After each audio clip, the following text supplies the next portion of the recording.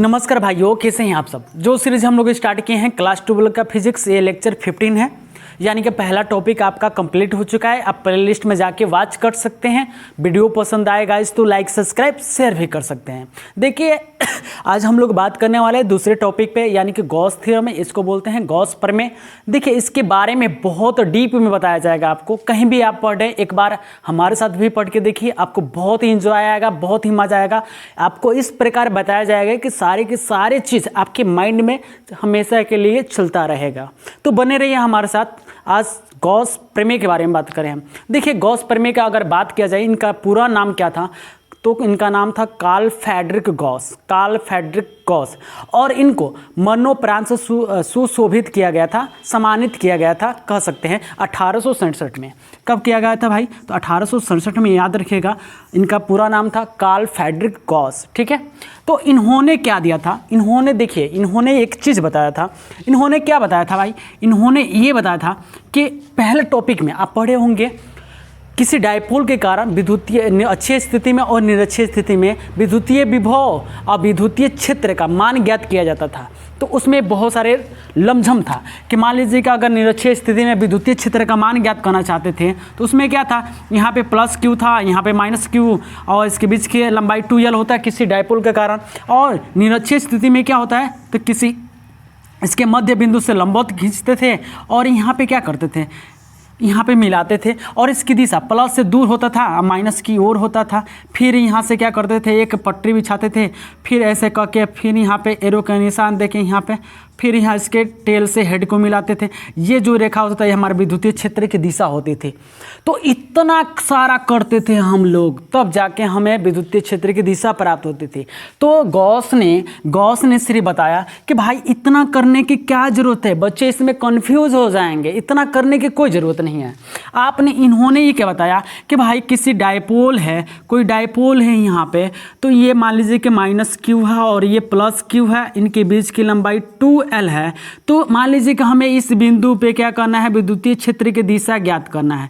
तो इन्होंने सिंपल से कहा कि भाई कुछ मत करो, यहाँ पे एक काल्पनिक रेखा खींच दो, यहाँ पे एक सर्कल में काल्पनिक रेखा खींच दीजिए, और जिस बिंदु पर विद्युतीय क्षेत्र की दिशा ज्ञात करना है वहाँ पे स्पर्श रेखा खींचिए। क्या खींचिए? स्पर्श रेखा खींचेंगे। और एक बात बोले उन्होंने, हमेशा उसकी दिशा प्लस से दूर और माइनस की ओर, यानी प्लस से दूर होगा। यानी कि अगर प्लस इधर है तो इसकी दिशा इधर होगा, अगर प्लस इधर होता और माइनस इधर कर देते, यहाँ पे कर देते माइनस से, तो इसकी दिशा इधर ना होकर क्या होता, इधर होता। समझ में आ रहा है? कुछ पॉइंट यहाँ पर ध्यान से सुनिएगा। यानी प्लस इधर है तो प्लस से ये इसकी दिशा जो स्पर्श रेखा खींचे हैं इसकी दिशा क्या होगा, इधर होगा। अगर इधर ये माइनस और ये प्लस कर दें तो इसकी दिशा स्पर्श रेखा पे इसकी दिशा इधर होता। किसने कौन बताया था? तो गॉस प्रमेय ने बताया था। एक चीज़ यहाँ पर ध्यान दीजिए, अगर मान लीजिए कि बाबू, अगर हम यहाँ पे इस बिंदु पर विद्युतीय क्षेत्र की दिशा ज्ञात करना हो, और ये आसान था, इससे आसान था ये। क्यों? क्योंकि ये इतना लमझम कौन करेगा भाई। तो यहाँ पे अगर मान लीजिए विद्युतीय क्षेत्र की दिशा ज्ञात करना है तो हम क्या करेंगे, इस पॉइंट पे विद्युतीय क्षेत्र पे एक स्पर्श रेखा खींचेंगे। क्या खींचेंगे भाई? एक स्पर्श रेखा खींचेंगे। तो प्लस है, ये प्लस है तो दिशा इधर हो जाएगा। अगर मान लीजिए इस पॉइंट पे विद्युतीय क्षेत्र की दिशा ज्ञात करना है तो यहाँ भी क्या करेंगे, स्पर्श रेखा खींचेंगे, और इसकी दिशा किधर होगा, प्लस से दूर होगा, तो यानी कि इधर होगा। यानी कि यहाँ तक एक पॉइंट मिल गया। यानी कि ये जो काल्पनिक रेखा है इसको बोलते हैं विद्युतीय बल रेखा। क्या बोलते हैं भाई? विद्युतीय बल रेखा बोलते हैं। इसी को बोलते हैं इलेक्ट्रिक लाइन ऑफ फोर्स। सबसे पहले समझते हैं इलेक्ट्रिक लाइन ऑफ फोर्स क्या होता है, तो ध्यान से सुनिएगा। इलेक्ट्रिक लाइन ऑफ फोर्स एक काल्पनिक रेखा, विद्युतीय बल रेखा एक काल्पनिक रेखा है जिसकी सहायता से किसी आवेश के कारण किसी बिंदु पर विद्युतीय क्षेत्र की दिशा ज्ञात करते हैं। सिंपली सी बात आपको यहाँ पे बोर्ड पे लिख भी दिए हैं कि विद्युतीय बल रेखा क्या होता है। तो इलेक्ट्रिक लाइन ऑफ फोर्स, विद्युतीय बल रेखा एक काल्पनिक रेखा है जिसकी सहायता से किसी आवेश के कारण किसी बिंदु पर विद्युतीय क्षेत्र की दिशा ज्ञात किया जाता है। यहाँ से आप इसका क्या कर सकते हैं, स्क्रीनशॉट ले सकते हैं। देखिए अब इन्होंने बताया कि भाई कि एक काल्पनिक रेखा है, यानी कि एक बंद सर्कल खींचेंगे, हाफ सर्कल खींचेंगे, इसी को बोले काल्पनिक विद्युतीय बल रेखा बोले थे किसने, तो गॉस ने बताए थे। ध्यान से सुनिएगा, आपसे एक क्वेश्चन दे रहे हैं, सिंपली सा एक क्वेश्चन दे रहे हैं, आप इसको क्वेश्चन को सॉल्व कर देते हैं तो आपको जहां तक मुझे उम्मीद होगा आपको समझ में आ गया। जैसे आपसे हम कह देंगे बताइए कि विद्युतीय बल यहाँ पे एक पोल दे देंगे, यहाँ पे एक पोल दे देते हैं, 2 आवेश देते हैं, यहाँ पे माइनस क्यू देते हैं, यहाँ पे प्लस क्यू देते हैं, और इस बिंदु पर यानी कि ये एक हाफ सर्कल हम खींच देते हैं। आपसे कह रहे हैं कि भाई बताइए कि इस बिंदु पर, यहाँ पे नहीं, यहाँ पे ले लीजिए, इस बिंदु पर विद्युतीय बल रेखाओं की दिशा क्या होगा, माने विद्युतीय क्षेत्र की दिशा क्या होगा। ठीक है, तो आपसे हम 4 गो ऑप्शन दे रहे हैं, यहाँ पे 4 गो ऑप्शन दे रहे हैं, यानी कि यहाँ पे एक ऑप्शन ये से दे रहे हैं, बी ऑप्शन ले लीजिए आप ऐसे ले लीजिए, सी ऑप्शन ले लीजिए यहाँ पे नीचे की तरफ एकदम सीधा, नीचे की तरफ सीधा, और डी ऑप्शन ले लीजिए एकदम ऊपर की तरफ। तो क्या इसमें से कौन ऑप्शन सही है, तो देखिए तो प्लस से दूर है तो ऐसे है, तो ये आपका पहला ऑप्शन क्या होगा, सही होगा। यानी कि इस तरह का चित्र दे के देता है, आपका क्वेश्चन बनाने के लिए देता है, आप याद रखिएगा। एक बात और याद रखिएगा, विद्युतीय बल रेखा हमेशा हमेशा देखिएगा ये धनात्मक आवेश है, और यहाँ पे ले लीजिए एक ऋणात्मक आवेश। विद्युतीय बल रेखा जो होती हैं हमेशा धनात्मक से निकलकर ऋणात्मक की ओर जाती हैं, धनात्मक से निकलकर हमेशा ऋणात्मक की ओर जाती हैं, और इसकी दिशा जो होगा प्लस से दूर होगा, प्लस से क्या होगा, दूर, माइनस की ओर होता है, ये याद रखिएगा। तो आपसे कोई पूछते विद्युतीय बल रेखा किसे कहते हैं, तो आप कहिएगा विद्युतीय बल रेखा एक काल्पनिक रेखा है जिसकी सहायता से किसी आवेश के कारण किसी बिंदु पर, किसी आवेश के कारण किसी बिंदु पर विद्युतीय क्षेत्र की दिशा ज्ञात करते हैं। क्या ये लाइन आपको क्लियर हो गया, समझ में आ रहा है? समझ में आ रहा है तो भाई लाइक, सब्सक्राइब, शेयर भी कर दीजिए और कमेंट भी कर दीजिए। देखिए उसके बाद हम बात करते हैं विद्युतीय बल रेखा के गुण या विशेषता। तो देखिए बहुत सारे गुण होते हैं, निम्नलिखित गुण होते हैं, लेकिन 4 ही पॉइंट आप याद रखिएगा, 4 ही से आपका क्लियर हो जाएगा। देखिए पहला बिंदु है कि विद्युतीय बल रेखा प्लस से धन आवेश से दूर माइनस की ओर होता है, धन आवेश से दूर माइनस की ओर होता है, यानी कि धनात्मक से दूर। देखिए तो विद्युतीय बल रेखा धनात्मक से दूर माइनस की ओर होता है, यानी कि पहला का उदाहरण आप दे सकते हैं, ये बिल्कुल करेक्ट है। पहला का उदाहरण क्या होगा, विद्युतीय बल रेखा धन आवेश से ऋण आवेश की ओर जाता है, धन आवेश से ऋण आवेश, तो धन आवेश से ऋण आवेश की ओर जा रहा है पहले का आपका।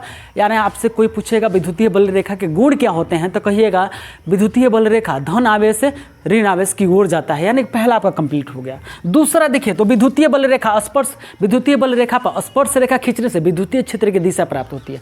ध्यान से सुनिए, यहाँ पे देखिए, यानी कि दूसरा का यहाँ पे देखिए, मान लीजिए कि यहाँ पे कोई आवेश है, यहाँ पे कोई आवेश है, और यहाँ पे ये मान लीजिए कि माइनस आवेश है, और यहाँ पे क्या है, प्लस आवेश है। ठीक है, अगर मान लीजिए कि ये काल्पनिक रेखा हम खींच दिए और इस बिंदु पर हम इस बिंदु पर विद्युतीय बल रेखा का दिशा ज्ञात करना चाहते हैं, यहाँ पर क्या करेंगे, स्पर्श रेखा, और प्लस के कारण यहाँ पे क्या होगा, दिशा इधर होगा। तो भाई वही काम यहाँ पे बोला है, विद्युतीय बल रेखा पर स्पर्श रेखा खींचने से विद्युतीय क्षेत्र की दिशा ज्ञात होती है। एकदम बिल्कुल करेक्ट है, ये आप इस तरह बना लीजिएगा।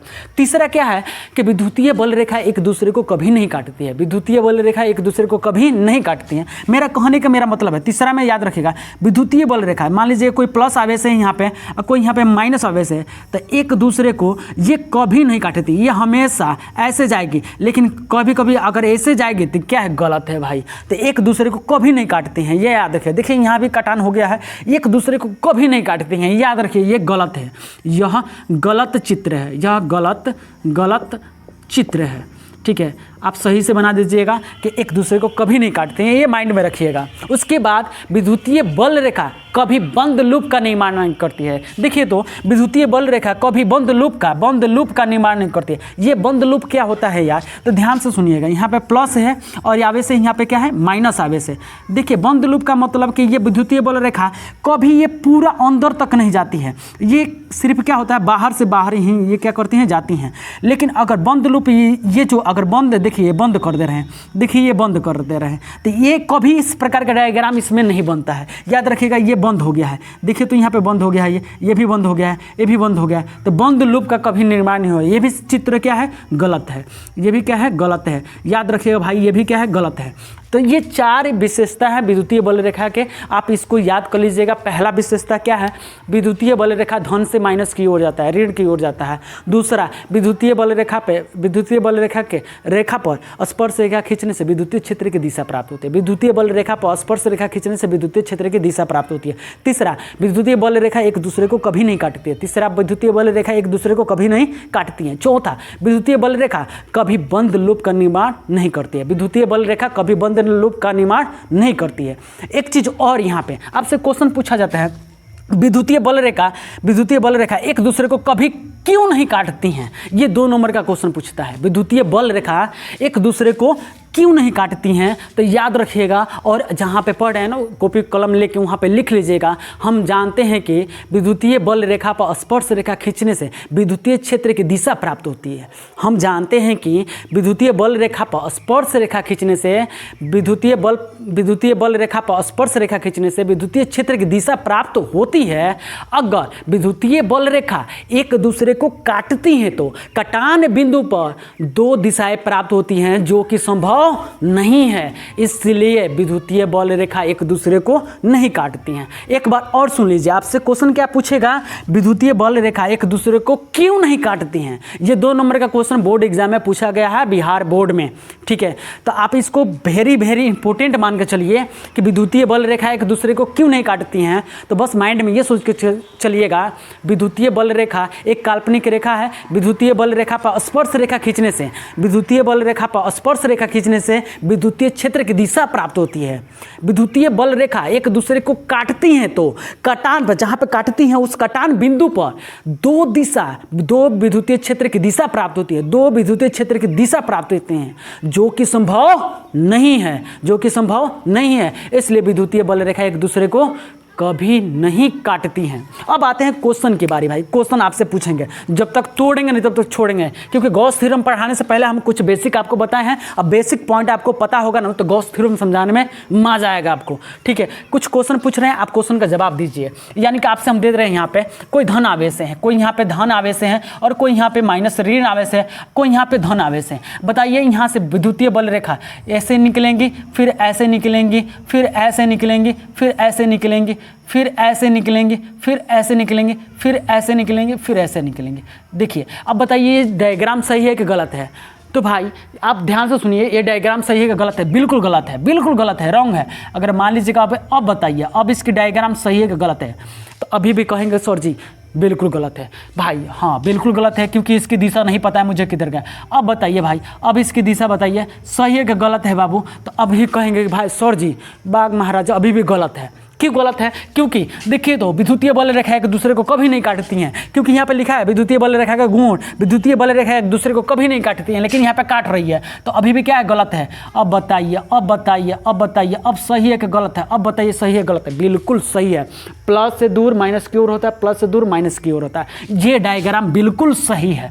अब क्या है? बिल्कुल सही है। अब एक क्वेश्चन और पूछ रहे हैं आपसे। अब क्वेश्चनों का खाली बौछार होगा, क्योंकि जानते हैं ऑफलाइन में होता तो मजा आता है पढ़ाने में, क्योंकि बच्चों से उठा के पूछने में मजा आता है। लेकिन यहाँ पे ऑनलाइन है, ऑनलाइन पे किससे पूछेगा भाई? ध्यान से देखिएगा, मेरा यहाँ पे कहने का मेरा मतलब क्या है। अब एक क्वेश्चन और दे रहे हैं आपसे, आप बताइएगा क्या होता है। अगर मान लीजिए ये भी प्लस का दे दें, ये भी प्लस का दे दें, तो याद रखिएगा, अगर प्लस का है, अगर विद्युतीय बल रेखा का चित्र खींचना चाहते हैं तो कैसे खींचेंगे? क्या हम इसको ऐसे मिला देंगे? ऐसे मिलेगा तो भाई ये बिल्कुल नहीं मिलेगा, गलत हो जाएगा। तो क्या करेंगे भाई? तो सर जी ध्यान से सुनिएगा, अगर 2 आवेश होंगे, धनात्मक हो चाहे दोनों ऋणात्मक हो, धनात्मक हो चाहे दोनों ऋणात्मक हो, क्या होगा? ये ऐसे चला जाएगा, ये ऐसे चला जाएगा, ऐसे चला जाएगा ऊपर, ये नीचे चला जाएगा, ये ऊपर चल जाएगा, ये नीचे चल जाएगा, ये भी ये ऊपर जाएगा, ये भी ऊपर चल जाएगा, ये नीचे चला जाएगा। ये याद रखेगा। लेकिन इसकी दिशा क्या होगा? ये ऊपर की होगा, ये ऊपर का होगा, ये भी ऊपर का होगा, ये ऊपर का होगा, ये भी ऊपर का होगा, ये भी ऊपर का होगा, यानी कि बाहर माइनस की तरफ जाएगा। ये याद रखिएगा। इसकी जो दिशा होगा, दिशा हमेशा याद रखिएगा भाई, इसकी दिशा होगा ऐसे होगा। अगर यही चीज़, इसी को बोलते हैं ना भाई अंतःमुखी।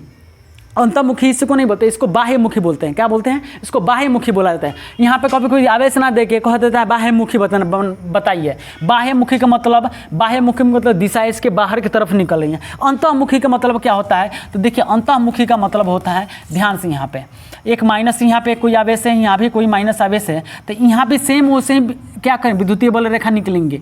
ये विद्युतीय बल रेखा है, ये विद्युतीय बल रेखा है, ऐसे निकलेंगे। ये क्या होंगे, विद्युतीय बल रेखा निकलेंगी, लेकिन इसका जो दिशा होगा ये हमेशा माइनस की तरफ होगा। अब क्या होगा, माइनस की तरफ होगा, माइनस की तरफ होगा, देखिएगा माइनस की तरफ होगा। ये भी क्या होगा, माइनस की तरफ होगा, माइनस की तरफ होगा। तो ये हमारा क्या है, अंतर्मुखी है। एक होता है बाह्यमुखी, एक होता है अंतर्मुखी। अब ये मत सोचिएगा चंद्रमुखी, चंद्रमुखी। अब घर में कोई औरत है और शादी को कराए तो चंद्रमुखी है, और जब जैसे ही 2-4 साल बीत गया तो ज्वालामुखी बन जाए, ऐसा कुछ नहीं भाई। चंद्रमुखी ज्वालामुखी कुछ नहीं होता है, बस अंतर्मुखी बाह्यमुखी, दो चीज़ याद रखिएगा। अंतर्मुखी होता है अंतर्मुखी, और क्या होता है बाह्यमुखी, बाह्यमुखी। ये दो चीज़ें रखें। बाह्यमुखी मतलब होता है, बाह्यमुखी जैसे प्लस वाला दोनों प्लस होगा बाह्यमुखी, और अंतर्मुखी दोनों माइनस वाला हो तो अंतर्मुखी होगा। ठीक है, ध्यान से सुनिएगा। अब देखिए क्वेश्चन में बहुत सारे क्वेश्चन होता है, बहुत टाइप का इसमें डायग्राम वाला क्वेश्चन पूछा जाता है। तो भाई अगले सेशन में आपके अगले वीडियो में नेक्स्ट में लगाएंगे। अगर वीडियो पसंद आएगा तो लाइक सब्सक्राइब शेयर कीजिए। Thanks for watching.